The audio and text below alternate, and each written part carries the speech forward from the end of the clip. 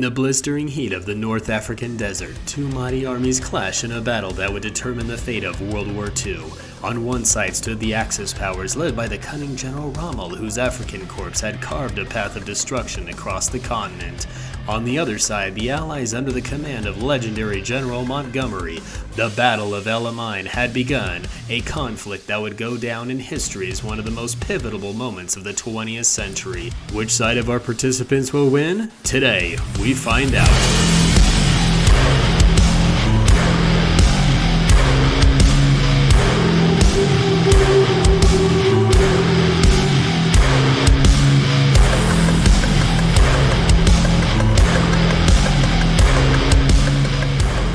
There were 547 Axis tanks that fought against 1,029 Allied tanks during this 12-day battle, which took place from October 23rd to November 4th, 1942, in the Western Desert Campaign of World War II. As War Thunder's custom rooms don't allow for such large numbers of tanks, we matched the ratio of tanks that we could fit down to the type used to see how things would turn out with the decisions in the player's hands during this accurate simulation. The ratio of Axis to Allied tanks was about half, so to accurately replicate this in a custom room in War Thunder, we did 22 Axis tanks versus 42 Allied tanks. The bulk of Rommel's units consisted of Panzer IIIs and a few Panzer IVs and some Italian tanks, as well as Montgomery's consisted of somewhat of a fair distribution of M3s, Grand/Lees, Crusaders, and Shermans. Let's see which side will win as players try to determine the outcome. During the battle, there were different key capture points that each side was fighting for. Therefore, we made it so that each team had a capture point that the opposing side must capture to win. It appears that 7 British tanks are about to engage with 6 Axis tanks on the abandoned village side, while 16 Axis tanks are going against 35 Allied tanks in the open desert.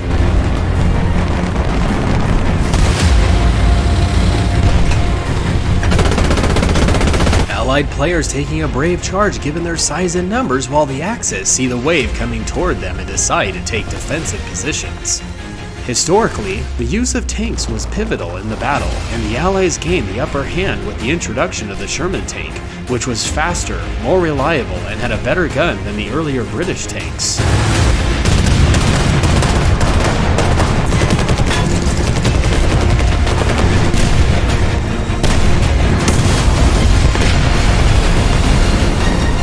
On the village side, British tanks move on the flank while the Axis decide to push right through.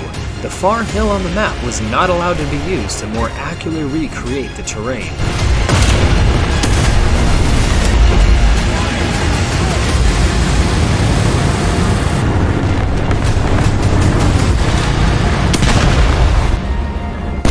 The actual battle took place over the course of several days during the daytime and nighttime, with both sides launching attacks and counterattacks around the clock.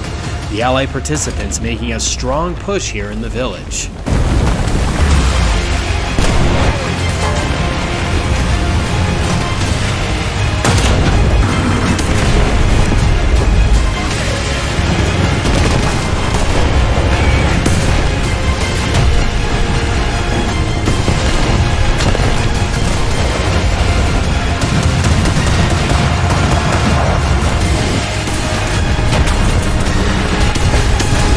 One element that played a big factor in this battle that we couldn't recreate was the use of mines. The Allies employed innovative tactics during the tank battles, including the use of flail tanks that had chains attached to rotating drums to detonate mines and clear a path for the advancing tanks.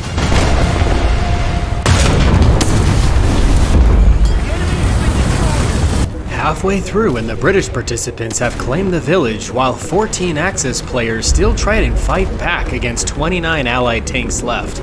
Given the outnumbering odds, the Axis players have put up a good fight, but history looks like it may be on the same path to repeat itself unless the Axis can turn things around.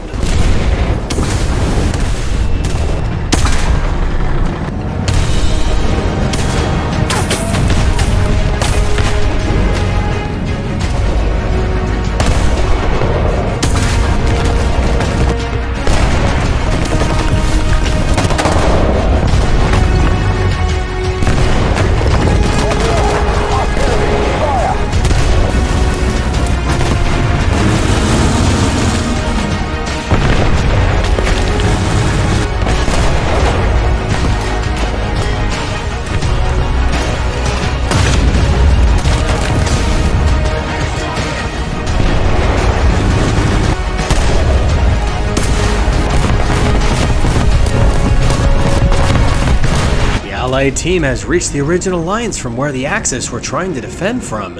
In real life, the Germans were initially successful in the tank battles at El Alamein, thanks to the superior performance of their tanks and experienced tank crews. However, the Allies were eventually able to gain the upper hand with the introduction of new tactics and equipment, including improved tank guns and radio communication systems.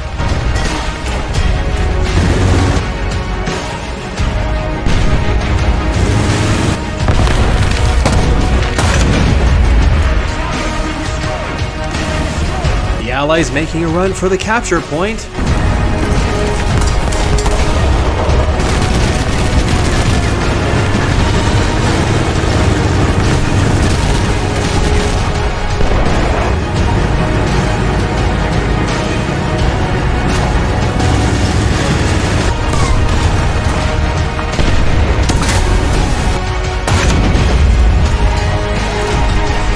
And wow, what an epic effort made by each side with one German tank left that's about to be killed and 11 Allied tanks left.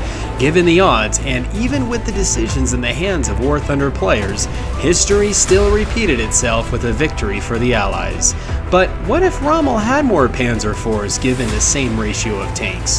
The Panzer IV was one of the best tanks he had during the combat. Let's see in round 2 where the amount of Panzer IIIs and Panzer IVs we had in the first round gets switched around.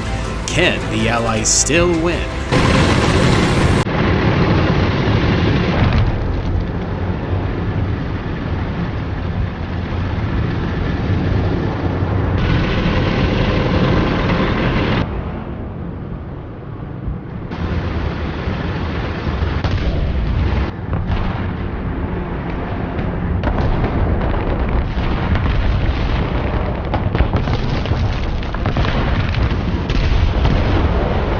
Allied and Axis players going about the same strategy and distribution of tanks per side.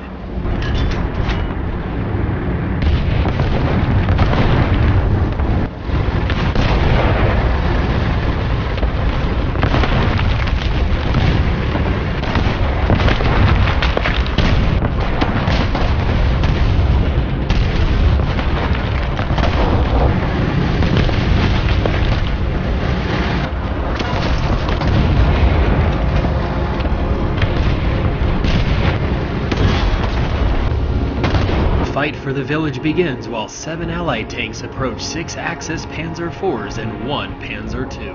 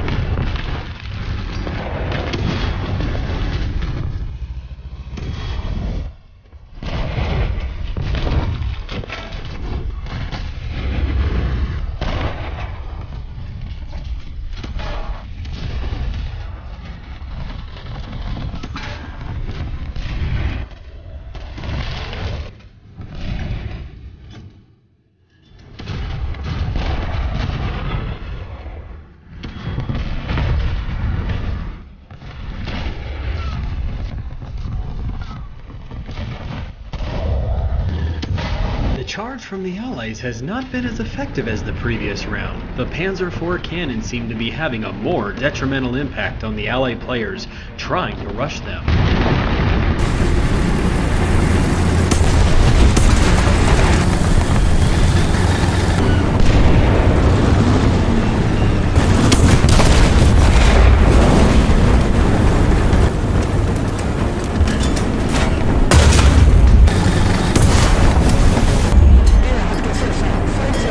Two Panzer IVs have snuck past the 5 surviving Allied tanks that took the village and are making their way towards the Axis capture point they need.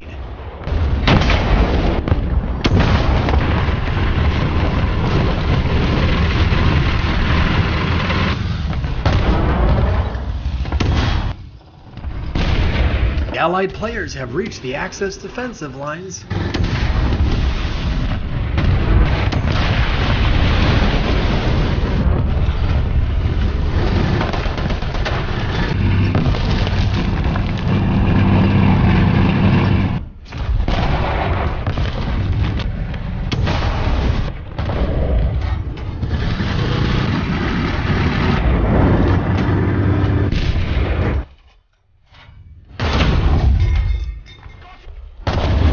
Two Panzer IVs that made it past the enemy lines have put the defending Allied players in a bad spot.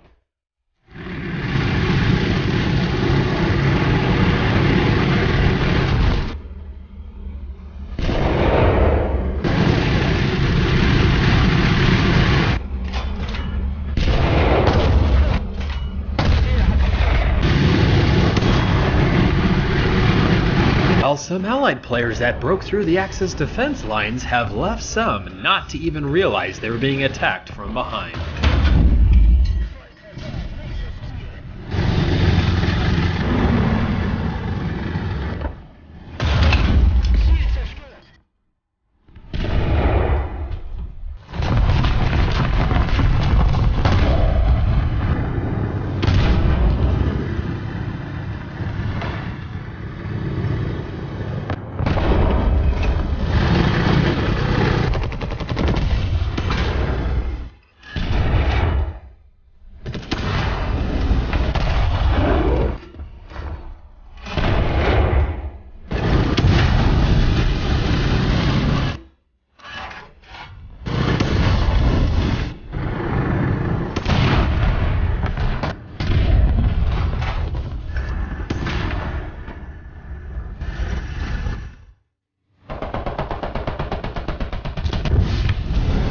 This is coming down to a very close game as both sides have access directly into each other's capture points with very little defense left.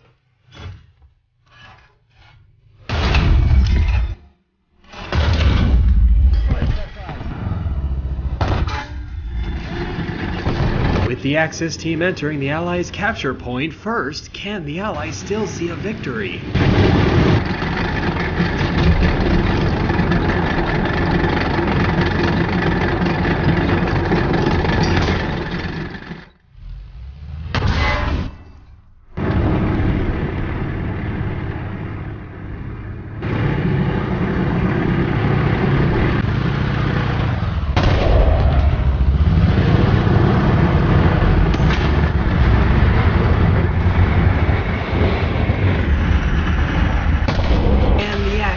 Win the second round. You'll have to let me know in the comments below if Rommel had more Panzer IVs given the same ratio of size, if things might have gone differently in the war.